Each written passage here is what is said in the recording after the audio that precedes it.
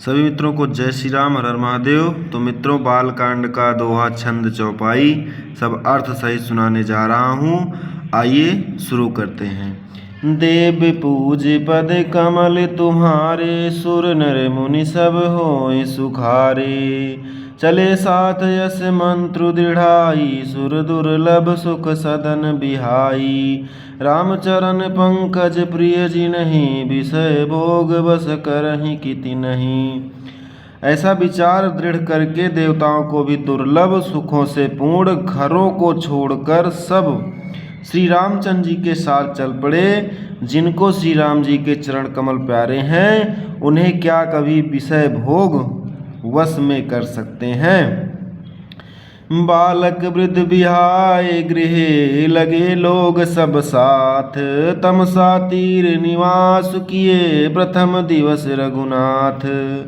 बच्चों और बूढ़ों को घरों में छोड़कर सब लोग साथ हो लिए। पहले दिन श्री रघुनाथ जी ने तमसा नदी के तीर पर निवास किया। आगे देखिए। रघुपति प्रजा प्रेम बस देखी, सदन हृदय दुखी भयो विशेषी। करुणामय रघुनाथ गोसाई, बेगी पहारी पीर पराई। प्रजा को प्रेम बस देखकर श्री रघुनाथ जी के दयालु हृदय में बड़ा दुख हुआ। प्रभु श्री राम जी करुणामय हैं, पराई पीड़ा को वे तुरंत पा जाते हैं, अर्थात दूसरों का दुख देखकर वे तुरंत स्वयं दुखित हो जाते हैं। कही सप्रेम मृदु बचन सुहाए, बहुविधि राम लोग समुझाए। किए धर्म उपदेश गनेरे, लोग प्रेम बस फिरहि न फेरे। प्रेम युक्त कोमल और सुंदर वचन कहकर श्री राम जी ने बहुत प्रकार से लोगों को समझाया और बहुतेरे धर्म संबंधी उपदेश दिए, परंतु प्रेम बस लोग लौटते नहीं। सीलु स्नेहु छाड़ नहीं जाई, असमंजस बस भे रघुराई। लोग सोग श्रम बस गए सोई, कछुक दिमाया मति मोई। सील और स्नेह छोड़ा नहीं जाता। श्री रघुनाथ जी असमंजस के अधीन हो गए, दुविधा में पड़ गए। शोक और परिश्रम थकावट के मारे लोग सो गए और कुछ देवताओं की माया से भी उनकी बुद्धि मोहित हो गई। जबहि जाम जुग जबिन बीती, राम सचिव सन कहें सप्रीति। खोज मारी रथ कहाँ उताता, यान उपाय बनिए नहीं बाता। जब दोपहर रात बीत गई, तब श्री रामचंद्र जी ने प्रेम पूर्वक मंत्री सुमंत्र से कहा, हे तात, रथ के खोज मारकर अर्थात पहियों के चिन्हों से दिशा का पता ना चले, इस प्रकार रथ को हाँकिए और किसी उपाय से बात ना बनेगी। आगे देखिए। राम लखन सिय जाने चढ़ी, शंभु चरण सिरुनाई। सचिव चलायहि तुरत रथु, इत उत खोज दुराई। शंकर जी के चरणों में सिर नवाकर श्री राम जी, लक्ष्मण जी और सीता जी रथ पर सवार हुए। मंत्री ने तुरंत ही रथ को इधर उधर खोज छिपाकर चला दिया। जागे सकल लोग भाई बोरू, गे रघुनाथ भयो अति सोरू। रथ कर खोज कतहु नहीं पावहीं, राम राम कहि चहु दिस धावहीं। सवेरा होते ही सब लोग जागे तो बड़ा शोर मचा कि श्री रघुनाथ जी चले गए, कहीं रथ का खोज नहीं पाते। सब हाँ राम पुकारते हुए चारों ओर दौड़ रहे हैं। मनहु बार निधि बूढ़ जहाजू, भयउ विकल बड़ बनिक समाजू। एक ही एक देहि उपदेशु, तजे राम हम जानि कलेसु। मानो समुद्र में जहाज डूब गया हो, जिससे व्यापारियों का समुदाय बहुत ही व्याकुल हो उठा हो। वे एक दूसरे को उपदेश देते हैं कि श्री रामचंद्र जी ने हम लोगों को क्लेश होगा यह जानकर छोड़ दिया है।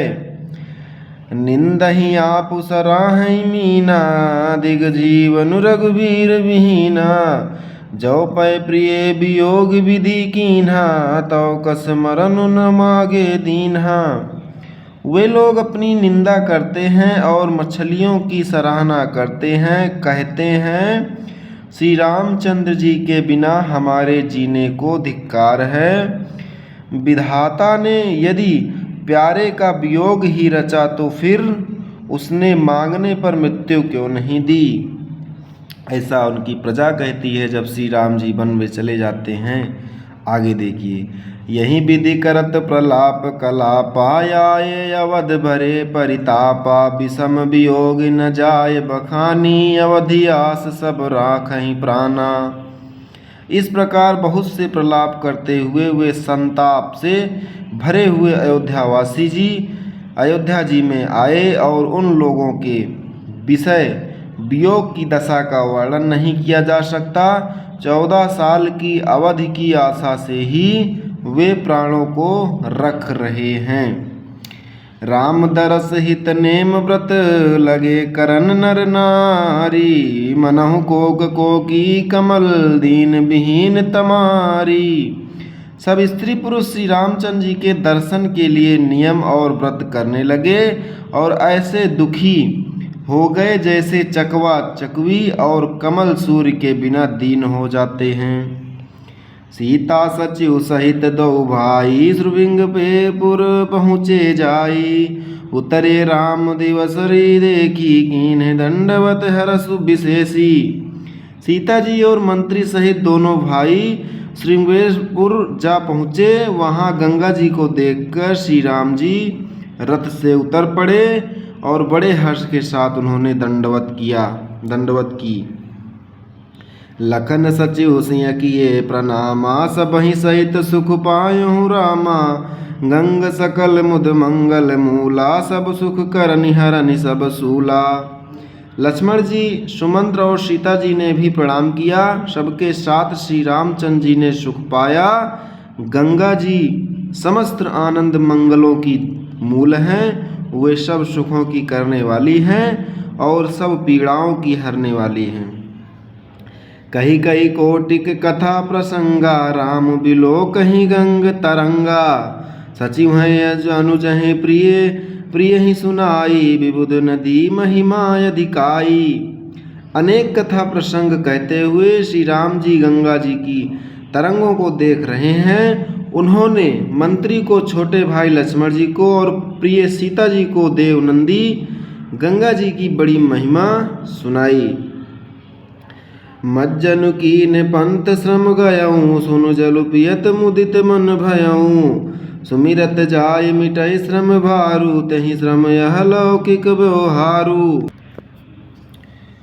इसके बाद सबने स्नान किया, जिससे मार्ग का सारा श्रम थकावट दूर हो गया और पवित्र जल पीते ही मन प्रसन्न हो गया। जिनके स्मरण मात्र से बार बार जन्मने और मरने का महान श्रम मिट जाता है, उनको श्रम होना यह केवल लौकिक व्यवहार नर लीला है।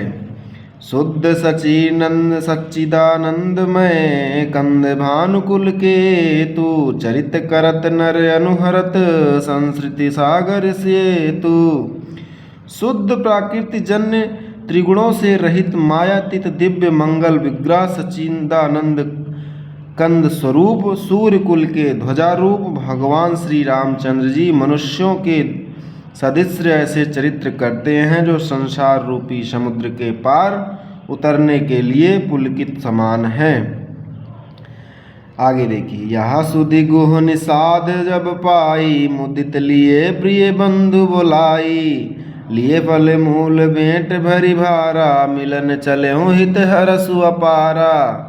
जब निषाद राज गुह ने यह खबर पाई तब आनंदित होकर उसने अपने प्रियजनों और भाई बंधुओं को बुला लिया और भेंट देने के लिए फल मूल कंद लेकर और उन्हें भारों भागियों में भरकर मिलने के लिए चला। उसके हृदय में हर्ष का पार नहीं था। करि दंडवत भेंट धरि आगे, प्रभु बिलोकत अति अनुरागे। सहज स्नेह विवश रघुराई, पूछी कुशल निकट बैठाई। दंडवत करके भेंट सामने रखकर वह अत्यंत प्रेम से प्रभु को देखने लगा। श्री रघुनाथ जी ने स्वाभाविक स्नेह के वश होकर उसे अपने पास बैठाकर कुशल पूछी। नाथ कुशल पद पंकज देखे, भयो भाग भाजन जन लेखे। देवधर निधनु धाम तुम्हारा, मैं जनु नीचु सहित परिवारा। निषाद राज ने उत्तर दिया, हे नाथ, आपके चरण कमल के दर्शन से ही कुशल है। आपके चरणारविंदों के दर्शन, आज मैं भाग्यवान पुरुषों की गिनती में आ गया। हे देव, यह पृथ्वी धन और घर सब आपका है, मैं तो परिवार सहित आपका नीच सेवक हूँ। कृपा करहु पुर धर्यु पाई, थपित जनु सब लोग सुहासिहाई। कहूँ सत्य सब सखा सुजाना, मोहि दीन पितु आय सुहाना। अब कृपा करके श्रृंगवेरपुर में पधारिए और इस दास की प्रतिष्ठा बढ़ाइए, जिससे सब लोग मेरे भाग की बड़ाई करें। श्री रामचंद्र जी ने कहा, हे सुजान सखा, तुमने जो कुछ कहा सब सत्य है, परंतु पिताजी ने मुझको और ही आज्ञा दी है। बरस 410 बासुवन, मुनि व्रत बेसु आहारो। ग्राम बसो नहीं उचित सुनी, गुहै भयों दुखी भारो। उनके आज्ञा अनुसार मुझे 14 वर्ष तक मुनियों का व्रत और वेश धारण करके और मुनियों के योग्य आहार करते हुए वन में ही बसना है। गांव के भीतर निवास करना उचित नहीं है। यह सुनकर गुह को बड़ा दुख हुआ। बोलो श्री रामचंद्र की जय। प्रेम बोलिए श्री हनुमान की जय। मित्रों, यहीं पर समाप्त करते हैं, आगे कल सुनाएंगे। तब तक के लिए जय श्री राम, हर हर महादेव। आप सब चैनल पे बने रहिए, ज़्यादा से ज़्यादा वीडियो को लाइक करिए, कमेंट करिए, शेयर करिए। अब यहीं पे समाप्त करते हैं, आगे कल सुनाएंगे। जय श्री राम।